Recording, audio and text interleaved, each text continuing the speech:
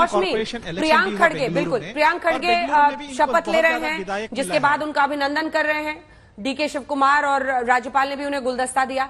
प्रियांक खड़गे, अब ये भी बड़ी दिलचस्प पूरी केमिस्ट्री बैठती है मौसमी, क्योंकि एक सच्चाई है कि सिद्धारमैया के रहते मल्लिकार्जुन खड़गे कभी मुख्यमंत्री नहीं बन पाए वहां कर्नाटक में, लेकिन बतौर अध्यक्ष वो इस बार बड़ी जीत उनके नेतृत्व में एक तरह से मिली है कांग्रेस पार्टी के लिए झोली में, और उनके बेटे शपथ ले रहे हैं। बिल्कुल अंजना, और उसकी एक बड़ी वजह आपको मैं बताऊं जो भीतर खाने से बाहर आई कि जब टिकट डिस्ट्रीब्यूशन हो रहा था और सीईसी की बैठकें हो रही थी, मल्लिकार्जुन खड़गे जो कर्नाटक की सियासत में दशकों से है, उन्होंने खुद बहुत रायशुमारी की, कोई भी नेता नाराज बाहर नहीं निकला। और यही वजह है कि एक महीने पहले ही, तारीखों के ऐलान के पहले ही आधी से ज्यादा सीटें बढ़ गई थी। किसी ने ये भी बताया कि मल्लिकार्जुन खड़गे किसी बात पर अड़े नहीं, सभी नेताओं से बात की और 10 उनके समर्थक थे जिन सीटों पर उनकी सलाह मशवरा के बाद उन्होंने, जब बाकी नेताओं ने कहा कि दूसरा कैंडिडेट बेहतर है, तो वो सीटें भी उन्होंने गिव अप कर दी। तो लगभग आप देखिए यही वजह कि आप 36 दलित जो सीटें हैं उसमें बम्पर जीत जो है कांग्रेस पार्टी को मिली है। गुलबर्ग में 7 सीटें जीते हैं 8 में से, और मल्लिकार्जुन खड़गे उनके बेटे अभी शपथ ले रहे हैं, उन्होंने 42 रैलियां की, कहीं ज्यादा प्रियंका गांधी और राहुल गांधी से।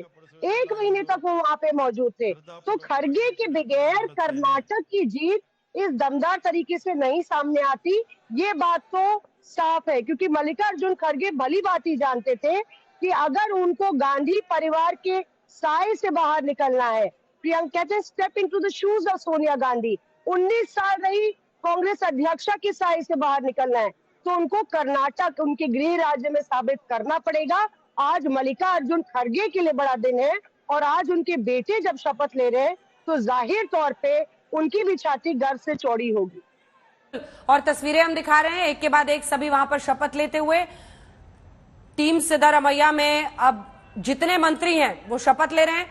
प्रियांक खड़गे और उनकी भूमिका देखिए, इस बार कांग्रेस पार्टी इस बात से भी बहुत खुश है मौसमी कि उन्होंने काउंटर किया सही तरीके से, जो बीजेपी चाहे जय बजरंगबली के नारे को सामने रख रही थी, या फिर 4% मुस्लिम आरक्षण रद्द करने की बात, लिंगत वोकलिका को बराबर बांटने की बात, जो तमाम मुद्दे बीजेपी की तरफ से थे उनको वो काउंटर सही ढंग से कर पाए।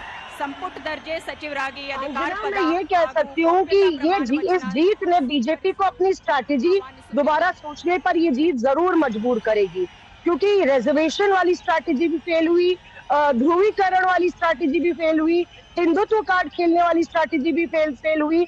आप देखिए कितनी तादाद में उप मुख्यमंत्री, पूर्व मुख्यमंत्री और लगभग 1 दर्जन से ज्यादा बीजेपी नेता कांग्रेस में चले आते हैं।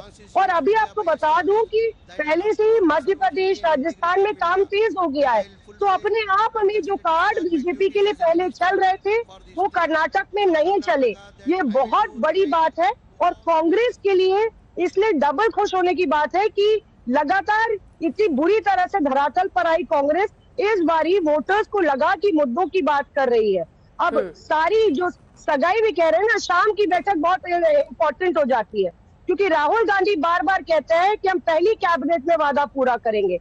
अब वहां पे मुख्यमंत्री आप देखिए कौन कौन है, अशोक गहलोत है, भूपेश बघेल है, सुक्खू है, और अब चौथे मुख्यमंत्री आ जाएंगे सिद्धारमैया। तो अपने आप में कांग्रेस एक तरह से अपने पुराने मोड में जाने की कोशिश में है, लेकिन दक्षिण की राजनीति और उत्तर की राजनीति में फर्क है। यही वजह है कि तमाम उत्तर के नेता नदारद है, सहयोगी नेता या आप कह लीजिए विपक्षी दल के नेता भी समझना पड़ेगा। क्या ये तय हुआ कि महाराष्ट्र विकास अघाड़ी में शरद पवार तो आए हैं एनसीपी की तरफ से, लेकिन क्या शिवसेना की तरफ से कोई मंच पर है आज? देखिए मुझे बताया गया प्रियंका चतुर्वेदी जो है वो शिवसेना उद्धव गुट की तरफ से वहां पे मौजूद है। संजय राउत से हमारी बात हुई तो वो मराठवाड़ा में थे, आदित्य ठाकरे की आने की बात थी वो, लेकिन वो नहीं आए।